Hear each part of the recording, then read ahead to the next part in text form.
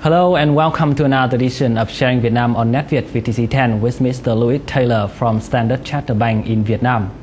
Hello, Mr. Louis Taylor, how are you today? I'm good, thank you very much here. Yesterday, we talked about the current situation of Vietnam's banking system, that is the fall in interest rate. And today, we'll talk about the story of bad debt, another topic related to the banking sector of Vietnam. But before that, we would like to share with you and with the TV viewers a general picture of non-performing loan in Vietnam's banking system in 2011.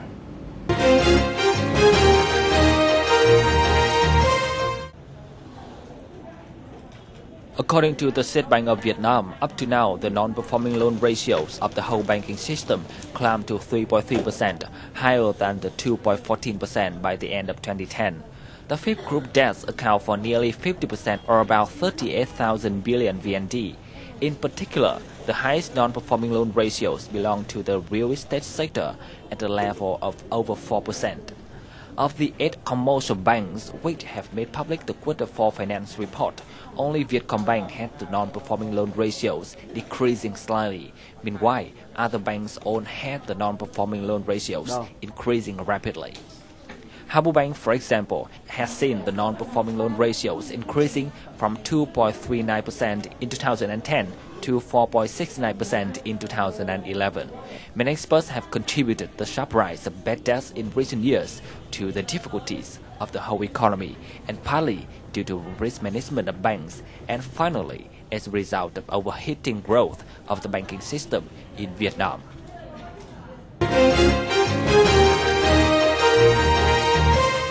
Hello and welcome back.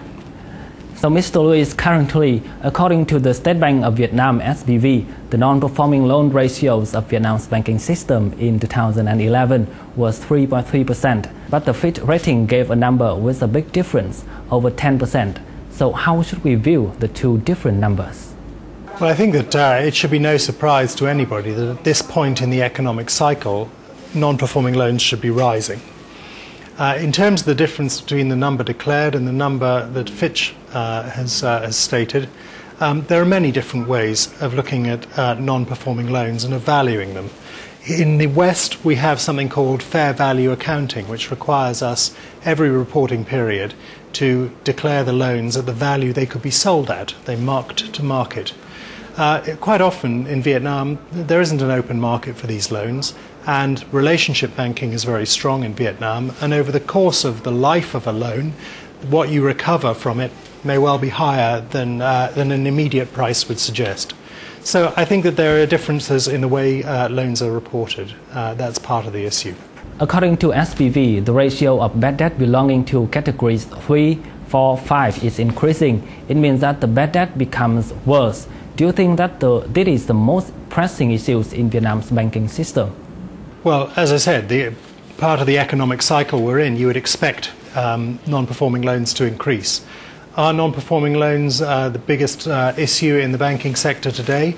I think that there are several issues, but certainly non-performing loans and the true level of those non-performing loans is very important, because it does dictate how much capital there is in the banking system and whether there's enough of that capital to absorb future losses and to allow future credit growth. Well, that is also an important issue of Vietnam, and therefore Vietnam is trying to use some other measures to deal with this problem. I mean, currently 3 banks in Vietnam have been merged and acquired, and soon there will be some other banks to be consolidated. So in your opinion, is it an effective way to handle bad loans of the banks? Well, it can be a good way, but we don't know enough about the specific circumstances of that transaction.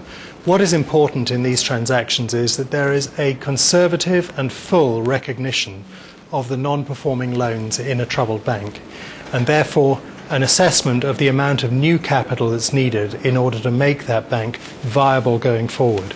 So if in putting these 3 banks together, there has been a really honest and thorough appraisal of their non-performing loan portfolio, and the amount of capital needed going forward is clear, then it could be a beneficial thing to merge these banks. But what is really important is not only to sort out the problem today, but to ensure that it doesn't happen again in future. And what you have to ensure in any banking restructuring is that the future behaviour of those who manage banks is towards being absolutely clear about the true value of the non-performing loans they have in their portfolio. So, Mr. Louis, we can see that currently in many countries, bad debts are handled in various ways, such as in South Korea. We can see the debt collection service are highly developed, or as in Australia, the switch from bad debt into good debt. All has helped banks partly earn higher profits, and they did not have to write off their loans. So what should commercial banks in Vietnam do to be able to control the debt and limit loss due to bad debts from experience in dealing with debts in other countries? Well, I think the first thing is that they have to focus on the basics of good banking, which is to make good loans in the very first place. Loans based on a knowledge of a customer and their ability to service the interest and principal, not just on the value of the collateral that they put up, which may or may not be what they really say. So the first thing is strong risk management. In terms of being able to trade bad loans away, well, you may create a secondary market in loans, in bad loans, but you can only sell into that market at a discount to the original value of the loan. So it's just a mechanism for banks to realise the loss on a loan and just to move on and not have to manage it. Now, in Korea and Australia, which are two markets you mentioned, those are very big, deep, liquid financial markets. And there are many people willing to buy up loans at what they perceive to be good value. In Vietnam, it's a very different situation where the value of a loan is less clear because their documentation is less standardized, the range of borrowers is very large, and also the cost of non-performance is less clear.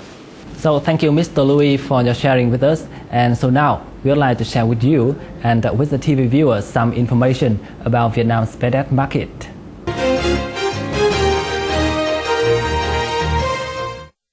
In Vietnam, the debt market was formed with the advent of DATC, an asset management company under Vietnam's Ministry of Finance. Data from this company show that by the end of 2010, the value of debts through the sale and purchase of debts and assets that the company collected is 1,597 billion VND, accounting for 85.5% of the purchased debts. Revenue from the sales of purchased assets is 464 billion VND. However, according to experts, the capacity of the current financial market participant is not strong enough to deal with the dramatic increase of bad debts to more than 85 trillion VND, or 3.39% of total outstanding loans. Phát triển các công ty mua bán nợ, trong đó mua bán nợ xấu là một trong những cái điều kiện cần thiết của thể chế kinh tế thị trường. Chúng ta cũng đã nắm bắt được và cũng đã thành lập được một cái công ty mua bán nợ nhà nước. Tuy nhiên điều đáng tiếc là cái lượng vốn mà công ty này nắm giữ không nhiều. Thứ hai nữa là trên thực tế họ sử dụng cũng không hết cái lượng vốn này, và các cái hoạt động mua bán của họ chủ yếu là tuân theo cái chỉ đạo của Bộ Tài chính, của cơ quan chủ quản. Vì thế mà cái tác động tích cực thực sự đến cái quá trình mà mua bán lại nợ rồi tái cấu trúc doanh nghiệp cũng không thật rõ ràng. Although the performance of the debt purchasing company is negligible in the current debt markets, this will be a prerequisite for the formation of the debt market, because developing debt purchasing companies is a necessary condition for the development of market economy. According to the economic expert Nguyễn Minh Phong, the debt market should involve the participation of both state and non-state debt purchasing companies, while DATC will be the key unit in the model. Đã đến lúc chúng ta cũng cần phải có một cái sự xem xét lại theo cái hướng, một là kiện toàn cái công ty mua bán nợ của nhà nước, thứ hai nữa là tạo điều kiện cho các công ty mua bán nợ ở ngoài khu vực nhà nước hình thành, phát triển và hoạt động một cách nó thuận lợi, để từ đó nó tạo ra những cái môi trường về thể chế, môi trường về tài chính và những cái điều kiện cần thiết để mà giúp các doanh nghiệp cũng như các ngân hàng và các cái hoạt động kinh doanh có một cái sự cấu trúc lại, cũng như là xử lý các cái vấn đề nợ nó trở nên kinh tế thị trường hơn, cũng như thuận lợi hơn. In the context of limited domestic financial capacity, many people are now expecting foreign capital. Therefore, debt market in Vietnam is considered to be attractive to foreign investors. But to turn the great potentials into reality is not easy.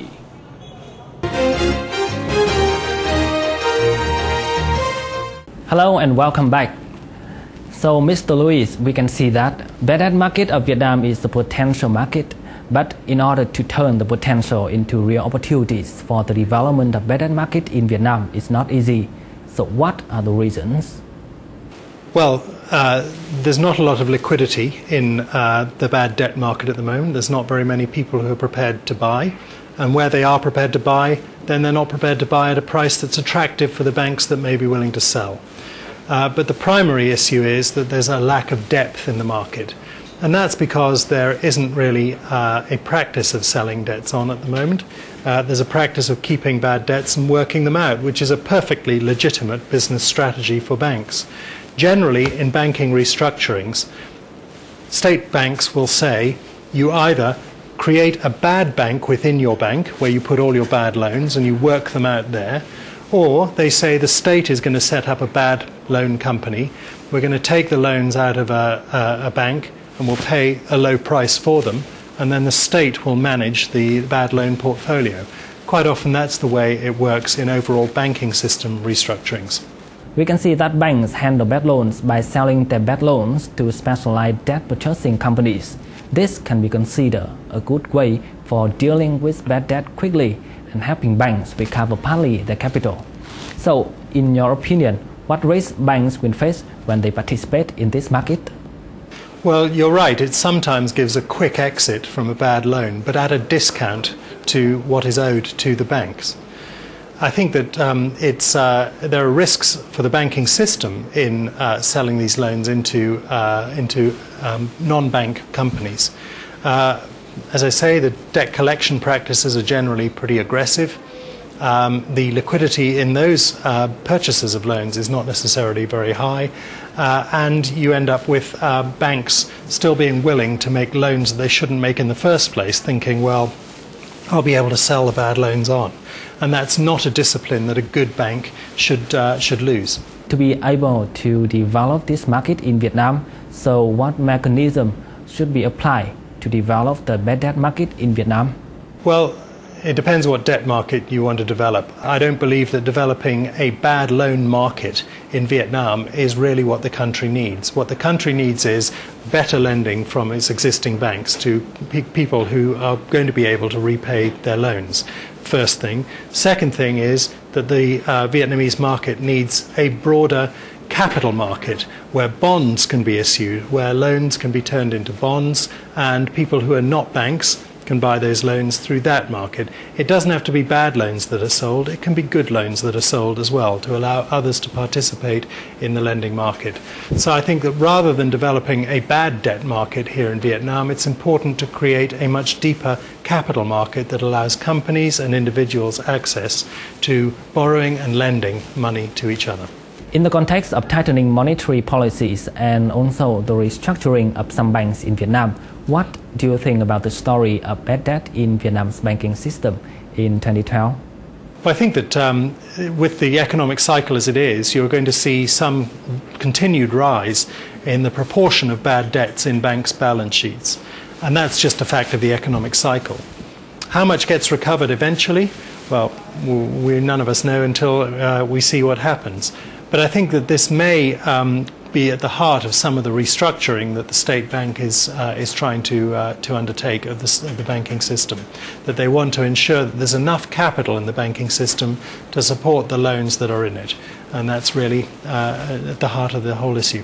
So thank you, Mr. Lee, for coming with us, and we wish you greater success in your work and life in Vietnam.